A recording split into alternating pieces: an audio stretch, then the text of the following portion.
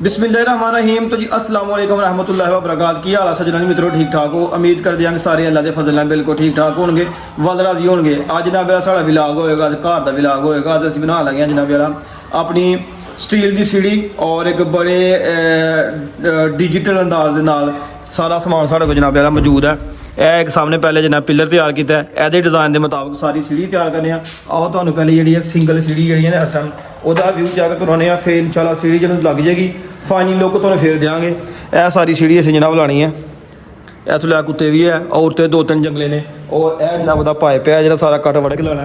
तो फिलहाल यासर भाई जनाब चाह पी रहे हैं, फिर इंशाल्लाह काम शुरू करते हैं। हाँ जी यासर भाई की हाल है? ठीक ठाक हो? तो इंशाल्लाह फिर अज मुका जाओगे सीढ़ी वाला काम? ठीक हो गया जी। लो फिर जनाब इंशाल्लाह लगा काम शुरू होना।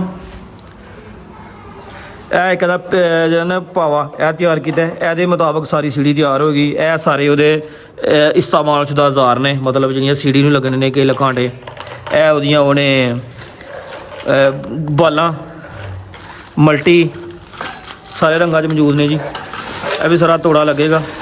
यह मास्टर भावे का वो है क्रिस्टक बाल।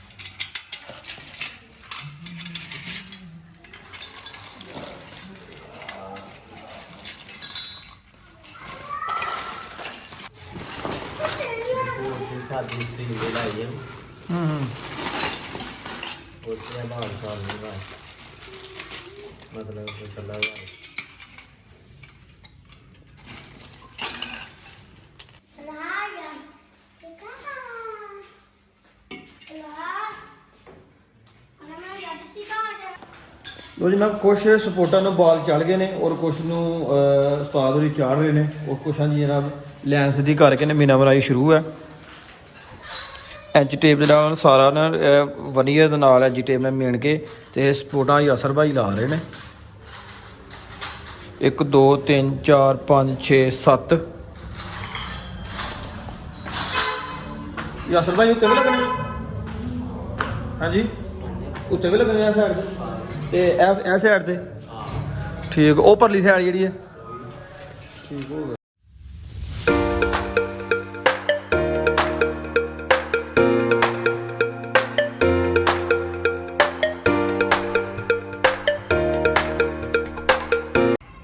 अड्डे जनाब जिथे जिथे फिट होने ने उत्थे उत्थे ला के ते मार्कल नाल निशान ला देते हैं। फिर इन बाद ड्रिल मशीन नाल सराख देने वो ला देने ने।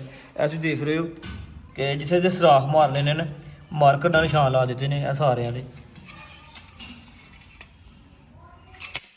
सारे जिथे जिथे लगे ने उत्थे उत्थे रख के निशान मार्कर नाल ला देते हैं। हुण इस तो बाद जो ड्रिल मशीन सराख होणगे, रावल पुट लगे जाएंगे, फिर जिन्हें पैपां वाला सिलसिला जो वो बाद शुरू हो जाएगा।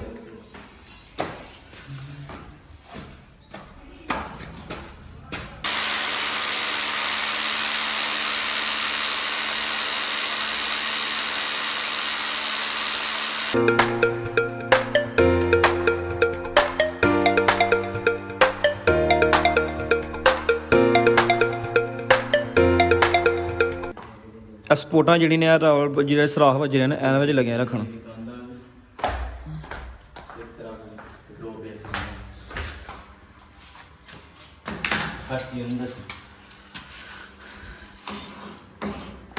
एक पिलर में रख दिता, दूसरे जनाब लगे रखने। इस ताई कसने नहीं है जी सट्टा नाल ही।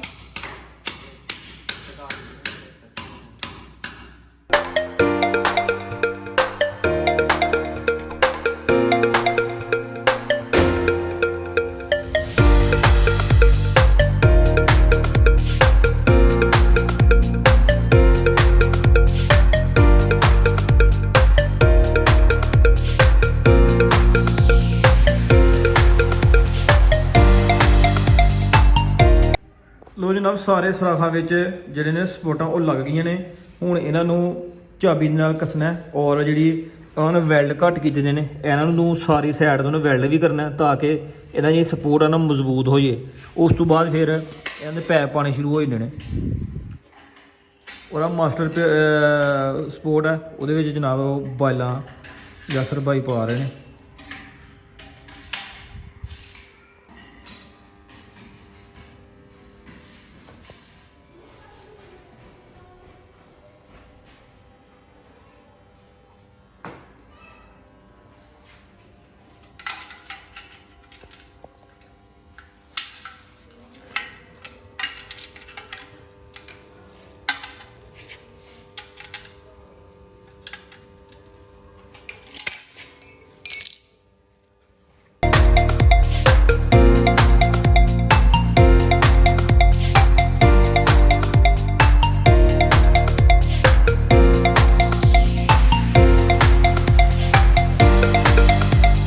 ਲੋ ਜਨਾਬ ਵਾਲਾ ਸਿਟੀਜ਼ਨ ਸਾਡਾ ਸਟੈਂਡ ਲੱਗ ਗਿਆ।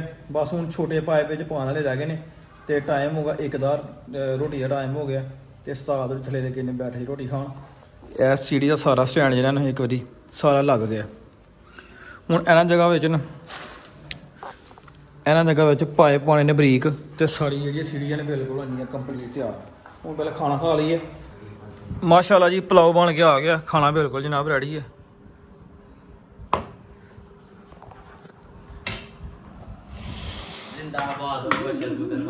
ਮਾਸ਼ਾਅੱਲਾ ਜੀ ਮਾਸ਼ਾਅੱਲਾ।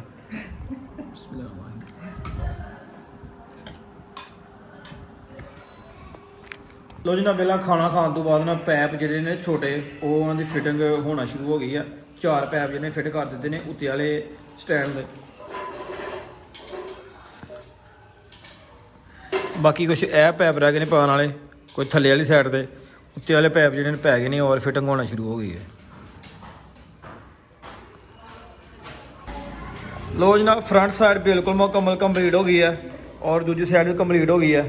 थलिया ने 2 साइड जी रह गई ने।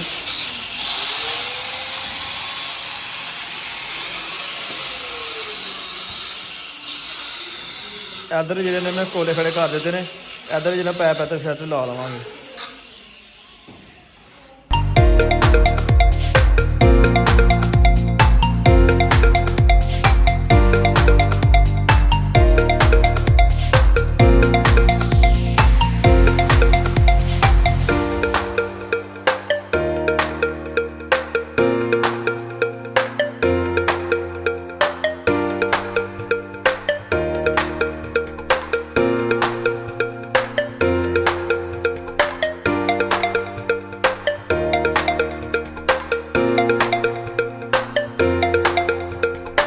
तो जनाब फाइनली अलहमदुलिल्लाह सीढ़ी जनाब कंप्लीट हो गई है।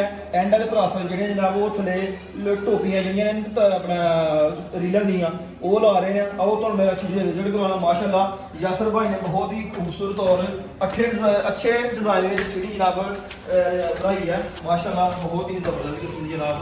ऐसे भी सारा सिस्टम बना देता है। उत्ते भी सीढ़ी लगा देती है, उत्ते चेक कराया जी।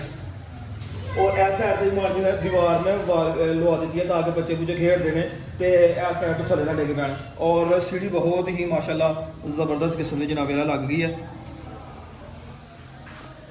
ये पूरी दिहाड़ी की मेहनत के नाल जनाब सीढ़ी लगी है। हाँ जी यासर भाई ओके हो गया। बड़ा जबरदस्त हो गया जी। ऐसी जनाब साड़ी आज छोटी वीडियो उम्मीद कर देंगे तुहानू अच्छी लगी होगी। अगर अच्छी लगी तो कमेंट सैक्शन अपनी जरूर इजहार करियो। और मजीद किसी ने साढ़े पिंड एरिए की साइड किसी ने सीढ़ी बनवानी हुई तो डिस्क्रिप्शन में यासर का नंबर दिता जाएगा। तुम रबता करके तो जनाब यार तुम अपने घर का सारा वेल्डिंग स्टील फिटिंग का काम सारा करवा सकते हो। फिलहाल अपने मेज़बान बंद चीज़ें शफा कर दो इजाज़त। अपना बहुत सारा ख्याल रखना, दुआओं याद रखना। फी ईमान अल्लाह। ओके अल्लाह हाफिज़।